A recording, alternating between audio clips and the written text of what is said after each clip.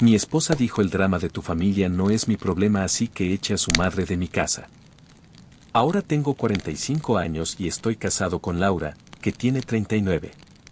Nuestra relación como esposos ya suma 7 años. Los dos trabajamos, no tenemos hijos y vivimos en una casa que compré antes de casarnos, aunque desde el primer día siempre la sentí como nuestro hogar, no solo mío. Laura es una persona muy metódica. Se siente cómoda cuando todo está en orden, cuando hay rutinas claras y cuando puede controlar su entorno. Yo, en cambio, soy más relajado y me adapto con facilidad a los cambios. Durante mucho tiempo pensé que esa diferencia nos equilibraba, que incluso nos hacía bien. Jamás imaginé que esa forma tan distinta de ver la vida terminaría convirtiéndose en un problema serio, hasta que pasó lo que lo cambió todo. Hace unos meses, en una tarde que parecía completamente normal, recibí una llamada de mi hermano menor. No hablamos todos los días, pero siempre hemos sido muy unidos. Apenas escuché su voz al otro lado del teléfono, supe que algo no estaba bien. Estaba llorando, y no era un llanto silencioso o contenido, sino uno cargado de desesperación y vergüenza que me revolvió el estómago al instante. Me dijo que había perdido su casa. No lo decía como una forma de hablar ni como una exageración por estar afectado. La había perdido de verdad. Era la casa que había comprado 4 años atrás, después de muchísimo esfuerzo. Durante años trabajó horas extra, ahorró todo lo que pudo y renunció a muchas cosas solo para tener un lugar propio. No era una vivienda lujosa ni mucho menos, pero era su espacio, su logro, o eso creía. Según me explicó con la voz entrecortada, el día anterior se habían presentado en su puerta un hombre acompañado de abogados y papeles legales. Le informaron que la propiedad no era suya. El dueño real había descubierto que su sobrino había vendido la casa de manera fraudulenta usando documentos falsos. Mi hermano había sido víctima de una estafa. La persona que le vendió la casa nunca fue el propietario legítimo.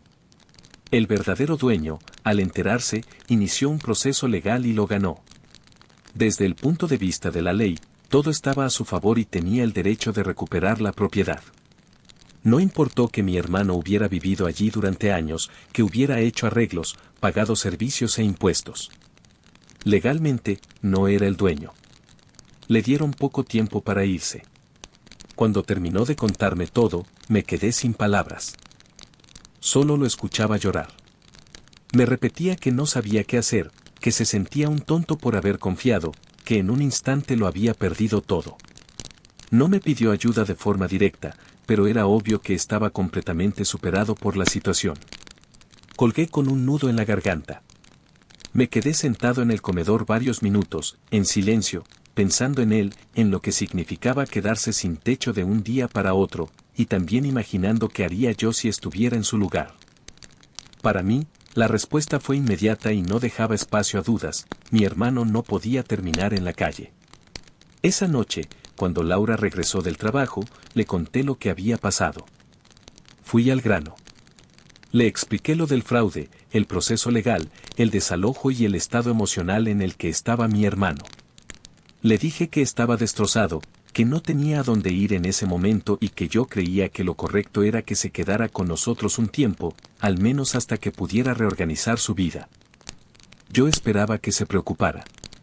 Tal vez que tuviera dudas prácticas o que quisiera hablar de cómo organizarnos, pero su reacción fue otra muy distinta.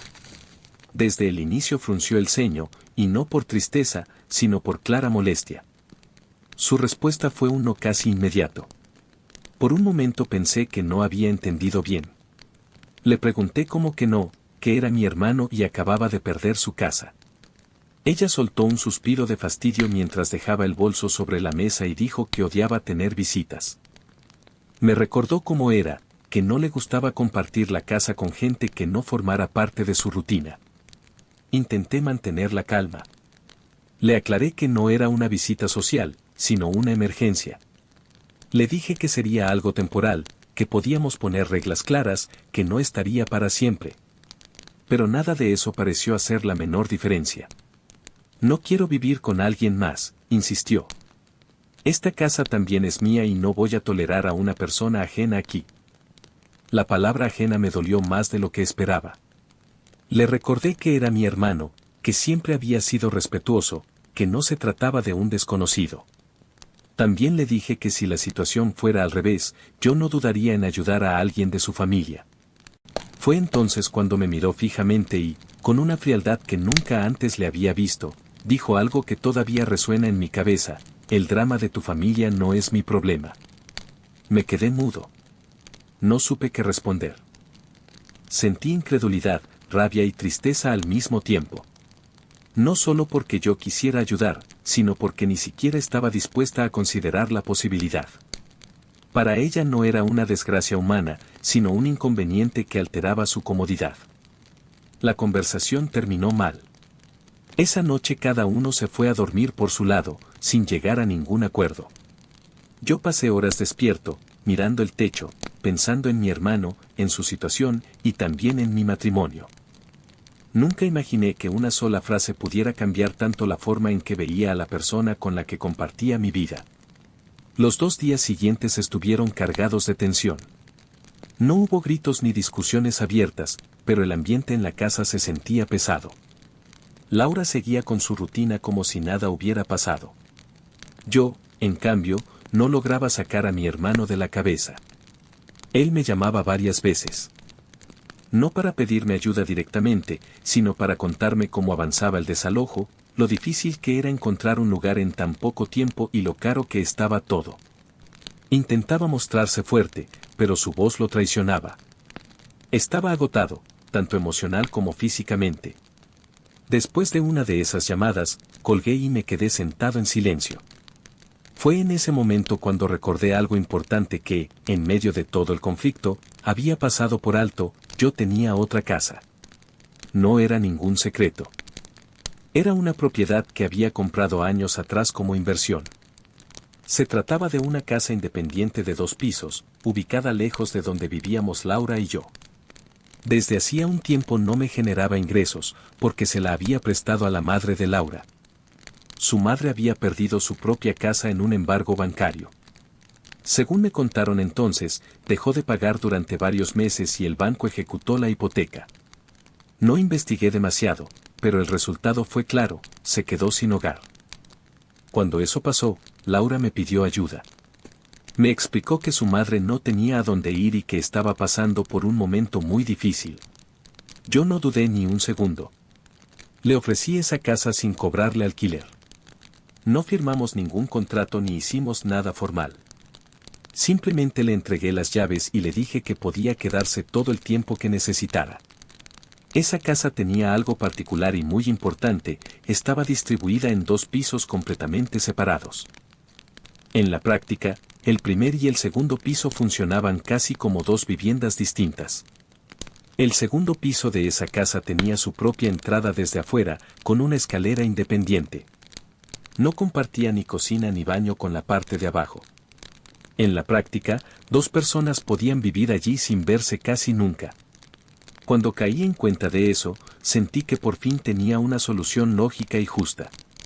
Esa misma noche volví a hablar con Laura. Esta vez me esforcé por explicarme con total calma. Le aclaré que no estaba proponiendo que mi hermano viviera con nosotros en nuestra casa. Le dije que podía quedarse en la otra propiedad, la misma donde estaba su madre. Le detallé cómo estaba distribuida: espacios separados, accesos distintos, vidas casi independientes. Tu mamá seguiría como hasta ahora, le dije. Mi hermano usaría el segundo piso, que tiene su propia entrada. No tendrían que convivir realmente. Yo pensaba que, al menos, eso abriría la puerta a un acuerdo. Pero su reacción fue incluso más dura que antes. Me miró con una expresión de molestia clara, como si mi propuesta fuera casi una falta de respeto. No, dijo otra vez. Mi madre no tiene por qué vivir con nadie. Intenté explicarle que no era vivir con alguien en el sentido tradicional, que era algo temporal y que estábamos hablando de una emergencia real. Laura cruzó los brazos y me cortó a la mitad. Mi madre pasó por lo mismo que tu hermano. Perdió su casa. ¿Y sabes qué hizo? Aguantó. Se hizo responsable. No se puso a llorar esperando que alguien la rescatara.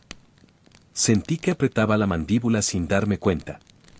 No está llorando para manipular a nadie, le respondí. Lo estafaron. Fue un fraude. No es lo mismo. Ella negó con la cabeza, firme. Es exactamente lo mismo. Los dos tomaron malas decisiones y ahora pretenden que otros paguen las consecuencias. No supe qué decir en ese instante. Entonces soltó una frase que se me quedó grabada palabra por palabra. Hay que ser idiota si crees que alguien más te va a salvar la vida. Aquí todos sufrimos. Ese hermano tuyo seguro quiere aprovecharse de ti, y tú tampoco seas idiota. Esas palabras me dolieron más que las anteriores. Ya no era solo negarse a ayudar. Estaba juzgando a mi hermano, poniendo en duda sus intenciones y, de paso, llamándome tonto por siquiera pensarlo.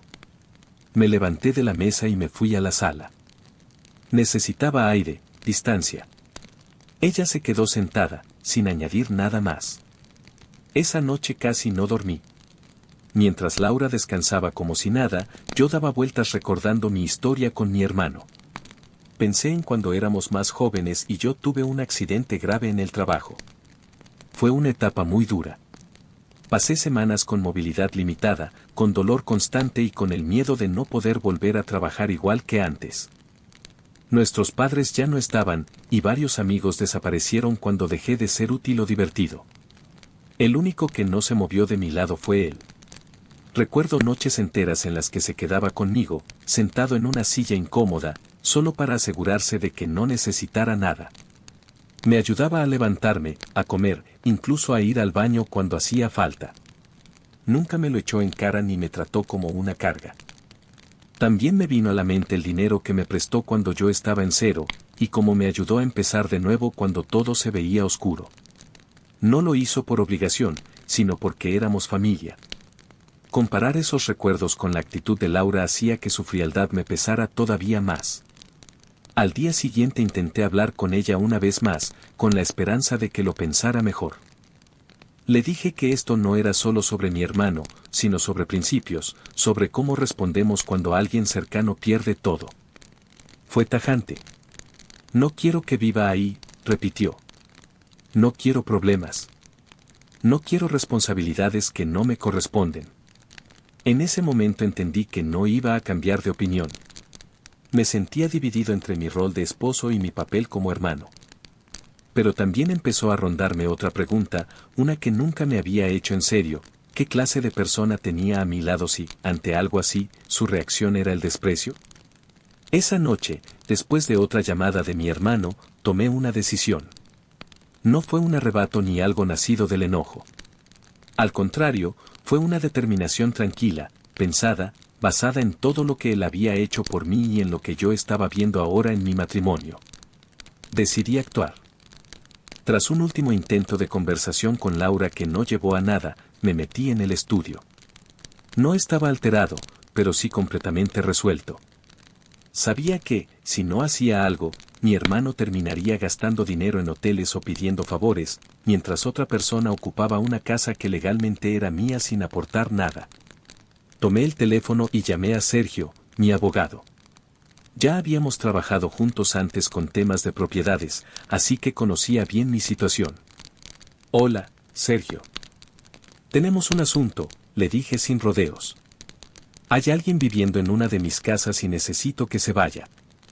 Mi hermano se va a quedar ahí un tiempo. Quiero iniciar el desalojo. Hubo un pequeño silencio. ¿La casa de 2 pisos? Preguntó. ¿No vivía ahí tu suegra? Respiré hondo. Sí, es ella. Pero eso ahora no cambia nada. Es mi propiedad y la necesito libre cuanto antes. Dudó unos segundos. Legalmente se puede hacer, respondió, pero tienes que tener claro que esto va a provocar un conflicto familiar serio. Lo sé, le contesté. Solo hazlo. De acuerdo. Me encargo. Colgué sin añadir más. No sentí alegría ni alivio. Solo una calma rara, de esas que llegan cuando ya aceptaste una decisión difícil. Unos minutos después hice otra llamada. Esta vez a la madre de Laura.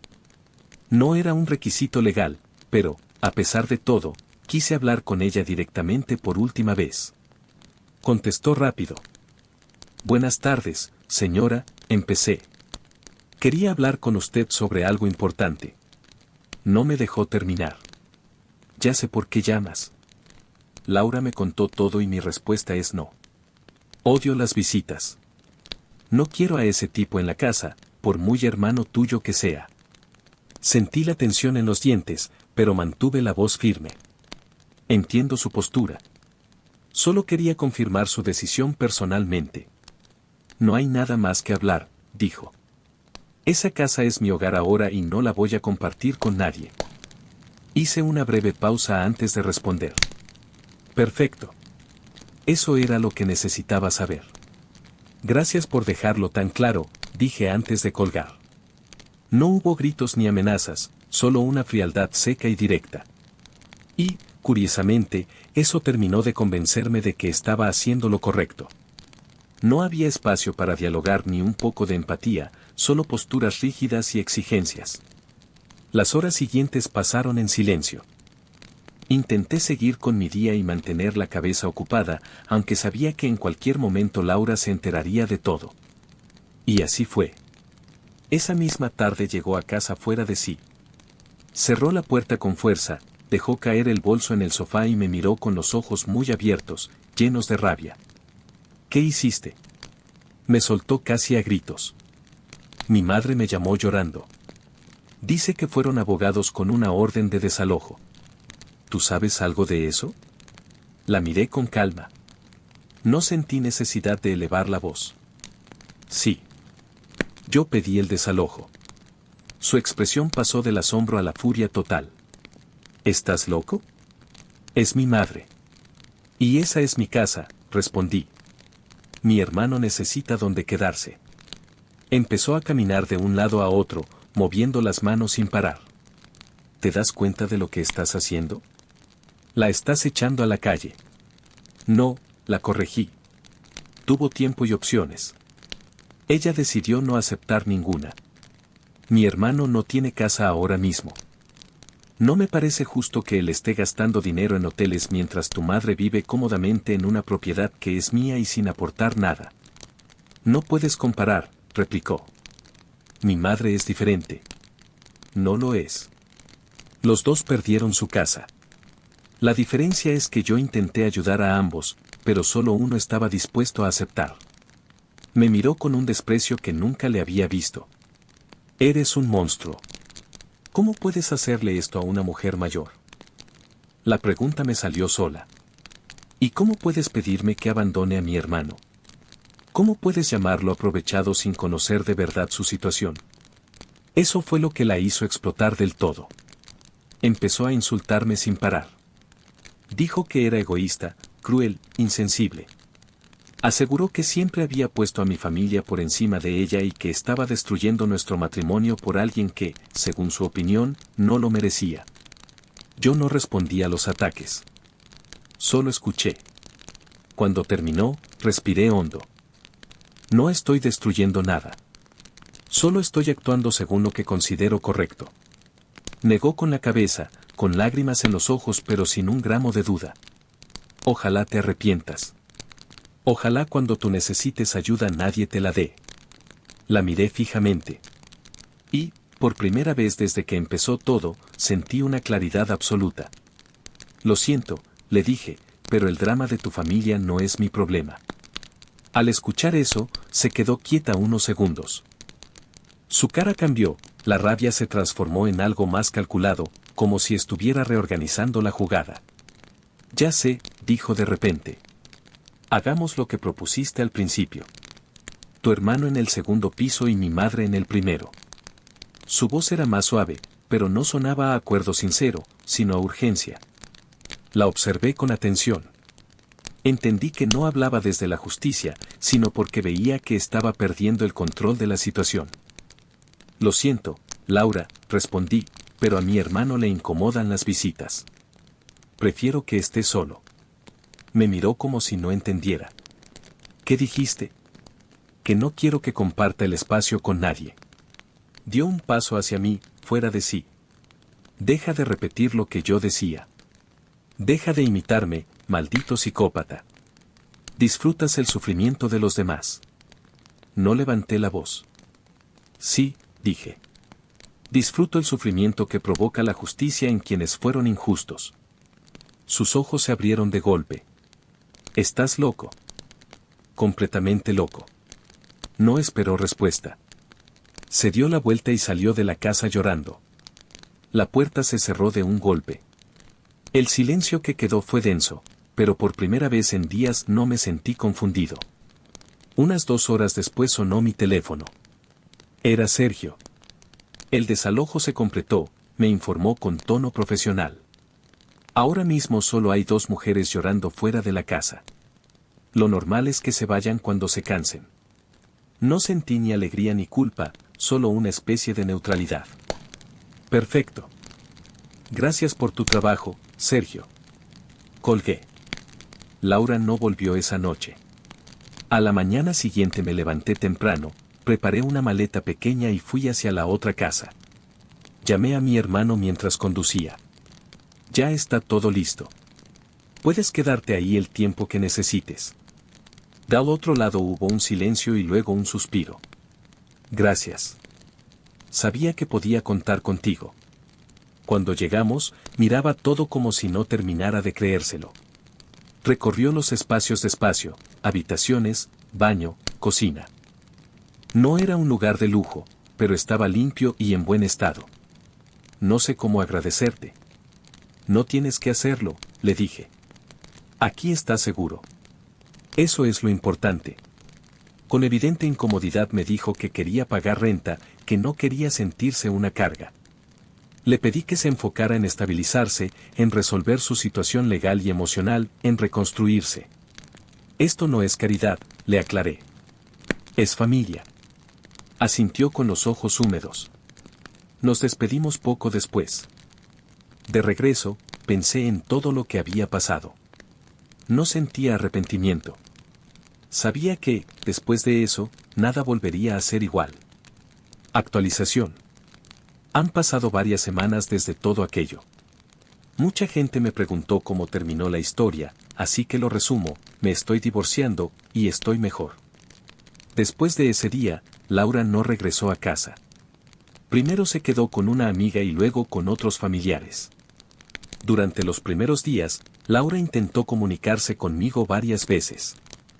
No lo hacía para reflexionar ni para pedir perdón, sino para presionarme y exigir que anulara el desalojo de su madre. Cuando entendió que yo no iba a dar marcha atrás, su actitud cambió.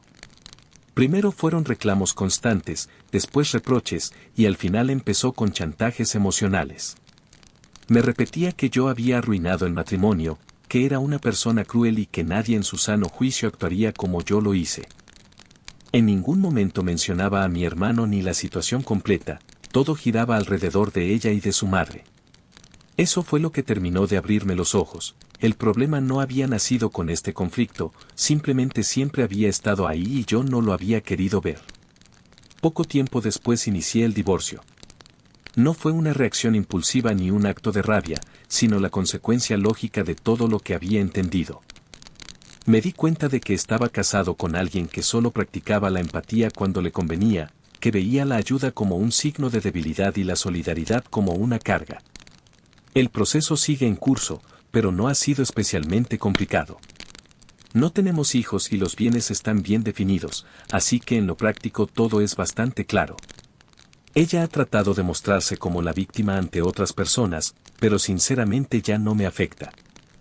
No siento la necesidad de justificar cada decisión ni de defender mi imagen frente a nadie. En cuanto a mi hermano, su situación ha mejorado.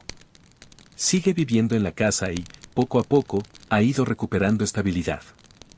Está resolviendo el tema legal relacionado con el fraude y ya consiguió un nuevo trabajo. Aún insiste en pagarme renta.